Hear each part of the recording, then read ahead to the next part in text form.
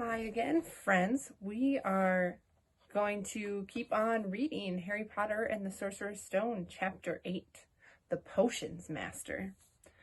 There, look. Where? Next to the tall kid with red hair. Wearing the glasses? Did you see his face? Did you see his scar? Whispers followed Harry from the moment he left his dormitory next day. People queuing outside classrooms stood on tiptoe to get a look at him, or doubled back to pass him in the corridors again, staring. Harry wished they wouldn't, because he was trying to concentrate on finding his way to classes.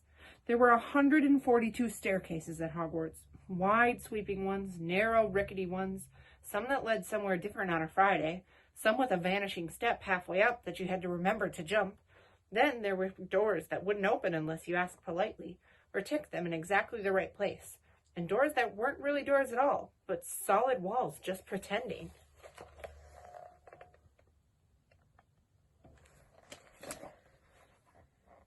It was also very hard to remember where anything was, because it all seemed to move around a lot. The people in the portraits kept going to visit each other, and Harry was sure the coats of armor could walk. The ghost didn't help either. It was always a nasty shock when one of them glided suddenly through a door you were trying to open.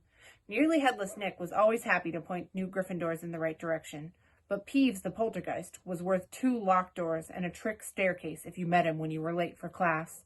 He would drop waste paper baskets on your head, pull rugs from under your feet, pelt you with bits of chalk, or sneak up behind you, invisible, grab your nose and screech, "Gotcha, conk!" Even worse than Peeves, if that was possible, was the caretaker, Argus Filch. Harry and Ron managed to get on the wrong side of him on their very first morning. Filch found them trying to force their way through a door, which unluckily turned out to be the entrance to the out-of-bounds corridor on the 3rd floor. He wouldn't believe they were lost, was sure they were trying to break into it on purpose, and was threatening to lock them in the dungeons when they were rescued by Professor Quirrell, who was passing.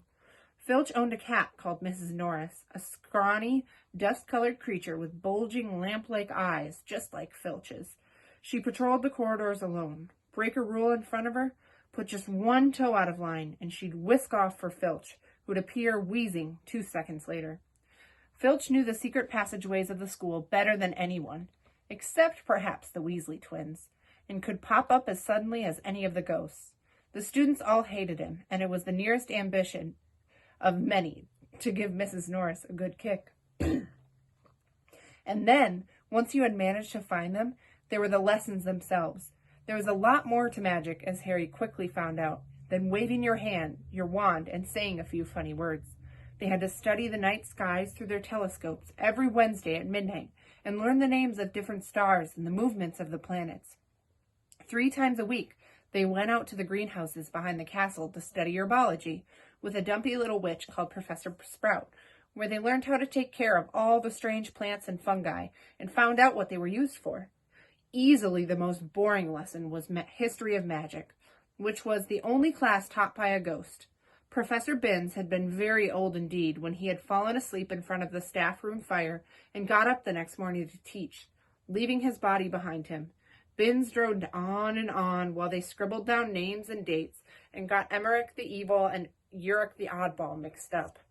Professor Flitwick, the charms teacher, was a tiny little wizard who had to stand on a pile of books to see over his desk. At the start of their first lesson, he took the register, and when he reached Harry's name, he gave an excited squeak and toppled out of sight. Professor McGonagall was again different. Harry had been quite right to think she wasn't a teacher to cross. Strict and clever, she gave them a talking to the moment they had sat down in her first class. Transfiguration is some of the most complex and dangerous magic you will learn at Hogwarts, she said. Anyone messing around in my class will leave and not come back. You have been warned. Then she changed her desk into a pig and back again. They were all very impressed and couldn't wait to get started, but soon realized they weren't going to be changing the furniture into animals for a long time. After making a lot of complicated notes, they were each given a match and started trying to turn it into a needle. By the end of the lesson, only Hermione Granger had made any difference to her match. Professor McGonagall showed the class how it had gone all silver and pointy and gave Hermione a rare smile. The class everyone had been looking forward to was Defense Against the Dark Arts, but Quirrell's lessons turned out to be a bit of a joke. His classroom smelled strongly of garlic, which everyone said was to ward off a vampire he'd met in Romania, and was afraid would be coming back to get him one of these days. His turban, he told them, had been given to him by an African prince as a thank you for getting rid of a troublesome zombie, but they weren't sure they believed this story. For one thing, when Seamus Finnegan asked eagerly how Quirrell had fought off the zombie, Quirrell went pink and started talking about the weather.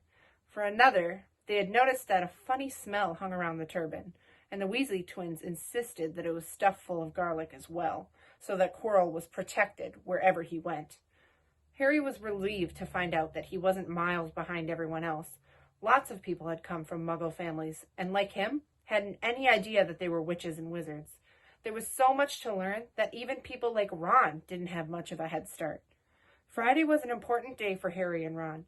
They finally managed to find their way down to the Great Hall for breakfast without getting lost once. "What have we got today?" Harry asked Ron as he poured sugar on his porridge. "Double potions with the Slytherins," said Ron. "Snape's head of Slytherin's house. They say he always favors them. We'll be able to see if it's true." "Wish McGonagall favored us," said Harry. Professor McGonagall was head of Gryffindor House, but it hadn't stopped her from giving them a huge pile of homework the day before. Just then, the post arrived. Harry had got used to this by now, but it had given him a bit of a shock on the first morning when about 100 owls had suddenly streamed into the Great Hall during breakfast, circling the tables until they saw their owners and dropping letters and packages on their laps. Hedwig hadn't brought Harry anything so far. She sometimes flew in to nibble his ear and have a bit of toast before going off to sleep in the owlery with the other school owls. This morning, however, she fluttered down between the marmalade and the sugar bowl and dropped a note onto Harry's plate. Harry tore it open at once. "Dear Harry," it said in a very untidy scrawl. "I know you get Friday afternoons off, so would you like to come and have a cup of tea with me around 3? I want to hear all about your first week. Send us an answer back with Hedwig. Hagrid." Harry borrowed Ron's quill, scribbled "Yes, please, see you later" on the back of the note, and sent Hedwig off again. It was lucky that Harry had tea with Hagrid to look forward to, because the potions lesson turned out to be the worst thing that had happened to him so far. At the start of term banquet, Harry had got the idea that Professor Snape disliked him. By the end of the first potions lesson, he knew he'd been wrong. Snape didn't dislike Harry. He hated him. Potions lessons took place in one of the dungeons. It was colder here than up in the main castle, and would have been quite creepy enough without all the pickled animals floating in glass jars around the walls. Snape, like Flitwick, started the class by taking the register, and like Flitwick, he paused at Harry's name. "Ah, yes," he said softly. "Harry Potter, our new celebrity." Draco Malfoy and his friends Crabbe and Goyle sniggered behind their hands. Snape finished calling the names and looked up at the class. His eyes were black like Hagrid's, but they had none of Hagrid's warmth. They were cold and empty and made you think of dark tunnels.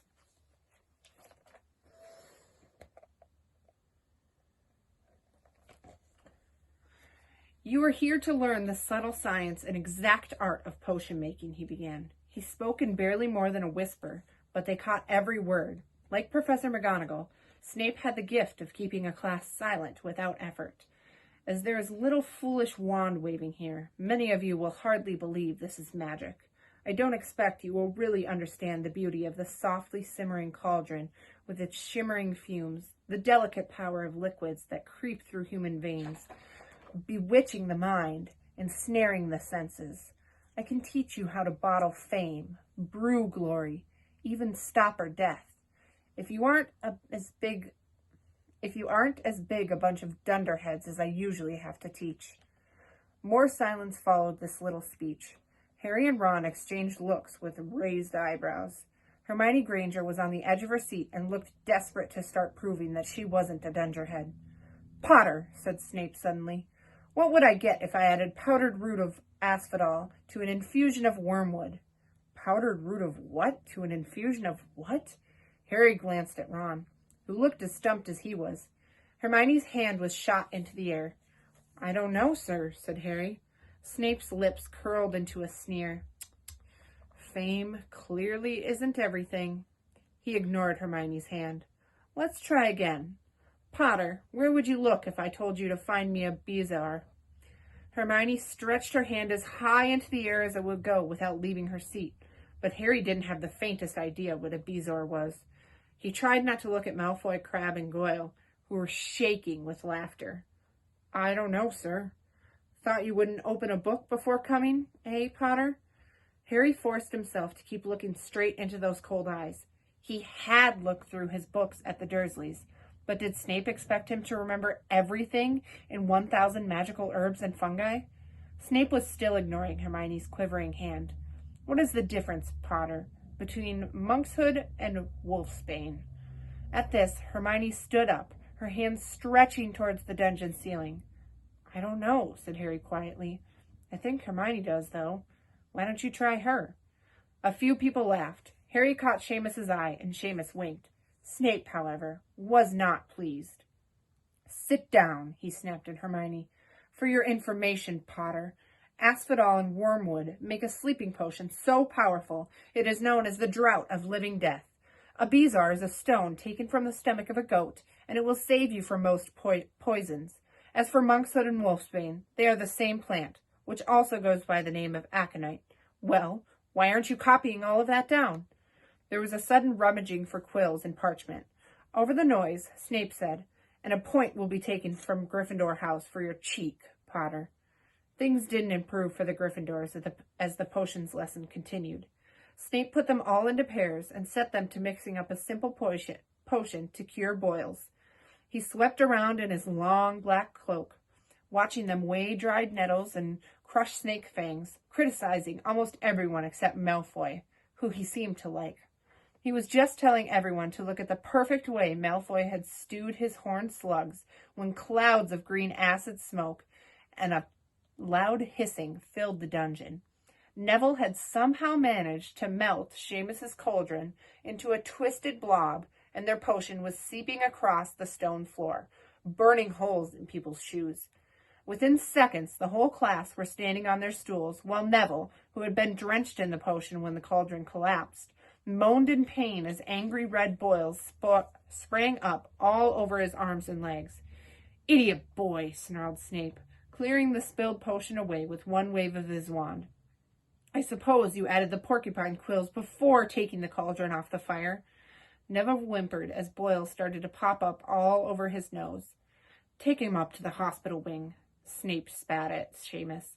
Then he rounded on Harry and Ron, who had been working next to Neville. You, Potter, why didn't you tell him not to add the quills? Thought he'd make you look good if he got it wrong, did you? That's another point you've lost for Gryffindor. This was so unfair that Harry opened his mouth to argue, but Ron kicked him behind the cauldron. Don't push it, he muttered. I've heard Snape can be very nasty. As they climbed the steps out of the dungeon an hour later, Harry's mind was racing and his spirits were low. He'd lost 2 points for Gryffindor in his first week. Why did Snape hate him so much? Cheer up, said Ron. Snape's always taking points off Fred and George. Can I come and meet Hagrid with you? At 5 to 3, they left the castle and made their way across the grounds. Hagrid lived in a small wooden house on the edge of the Forbidden Forest. A crossbow and a pair of galoshes were outside the front door. When Harry knocked, they heard a frantic scrabbling from inside and several booming barks. Then Hagrid's voice rang out, saying, Back, Fang, back! Hagrid's big, hairy face appeared in the crack as he pulled the door open. Hang on, he said. Back, Fang! He led them in, struggling to keep a hold on the collar of an enormous black boarhound. There was only one room inside. Hams and pheasants were hanging from the ceiling. A copper kettle was boiling on the open fire, and in a corner stood a massive bed with a patchwork quilt over it. Make yourselves at home, said Hagrid, letting go of Fang, who bounded straight at Ron and started licking his ears.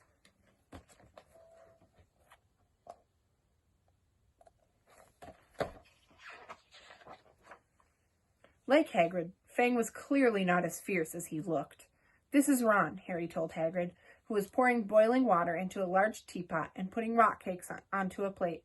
Another Weasley, eh? Said Hagrid, glancing at Ron's freckles. I spent half my life chasing your twin brothers away from the forest. The rock cakes almost broke their teeth, but Harry and Ron pretended to be enjoying them as they told Hagrid all about their first lessons.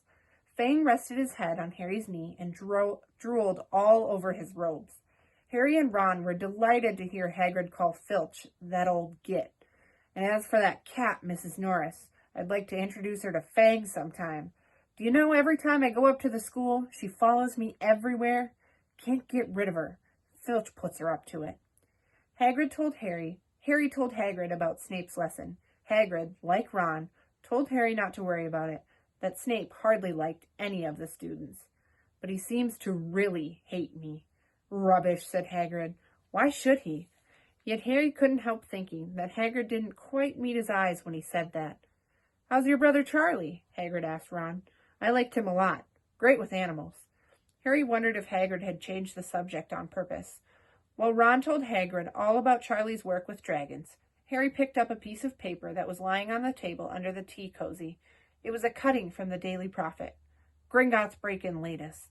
Investigations continue into the break-in at Gringotts on July 31st, widely believed to be the work of dark wizards or witches unknown. Gringotts goblins today insisted that nothing had been taken. The vault that was searched had in fact been emptied the same day. But we're not telling you what was in there, so keep your noses out of it if you know what's good for you, said a Gringotts spokesgoblin this afternoon. Harry remembered Ron telling him on the train that someone had tried to rob Gringotts, but Ron hadn't mentioned the date. Hagrid, said Harry, that Gringotts break-in happened on my birthday. It might have been happening while we were there. There was no doubt about it. Hagrid definitely didn't meet Harry's eyes this time. He grunted and offered him another rock cake. Harry read the story again. The vault that was searched had in fact been emptied earlier that same day. Hagrid had emptied Vault 713, if you could call it emptying, taking out that grubby little package. Had that been what the thieves were looking for? As Harry and Ron walked back to the castle for dinner, their pockets weighed down with rock cakes they'd been too polite to refuse. Harry thought that none of the lessons he'd had so far had given him as much to think about as tea with Hagrid. Had Hagrid collected that package just in time? Where was it now? And did Hagrid know something about Snape that he didn't want to tell Harry? And that is the end of Chapter 8. The next chapter will be The Midnight Duel.